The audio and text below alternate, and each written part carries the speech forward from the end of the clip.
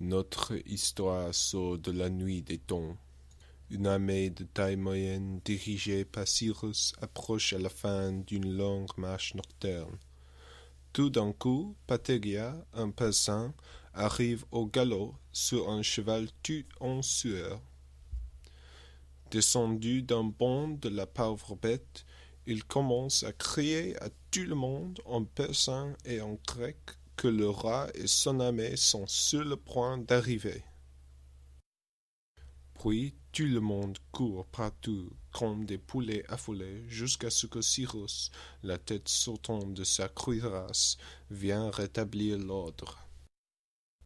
L'armée toute entière est coiffée d'un casque, sauf Cyrus, qui est tellement viril qu'il refuse d'en porter un. L'armée attend jusqu'à midi, transpirant à tel point, dit-on, que certaines vaches de l'autre côte de la rivière meurent de la pointeur. Puis une poussière apparaît comme un nuage blanc, et alors une certaine obscurité assombrit toute la plaine. Puis, dans cette obscurité, les formations ennemies qui approchent deviennent visibles. Alors Cyrus voit Xénophon d'Athènes qui lui fait signe avec enthousiasme. Cyrus se dirige vers lui et Xénophon demande s'il a des ordres à donner. À quoi Cyrus répond plutôt inutilement: les augures sont bons, ainsi que les sacrifices.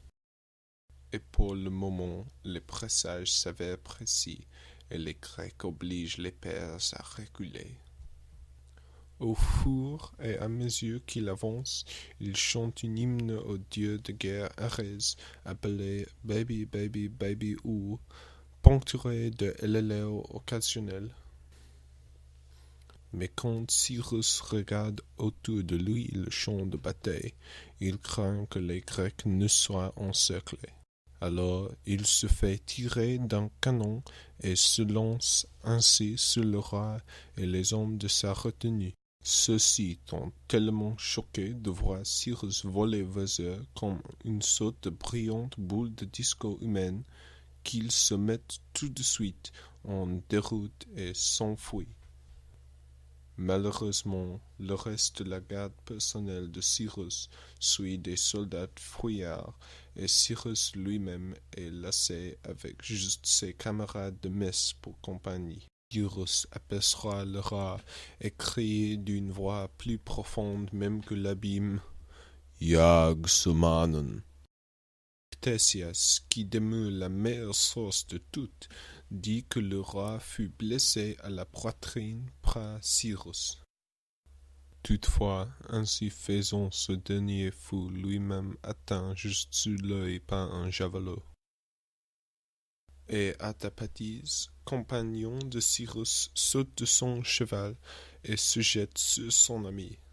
Certains disent que le roi ordonna à quiconque de le tuer, allongé comme il était sur le corps de Cyrus.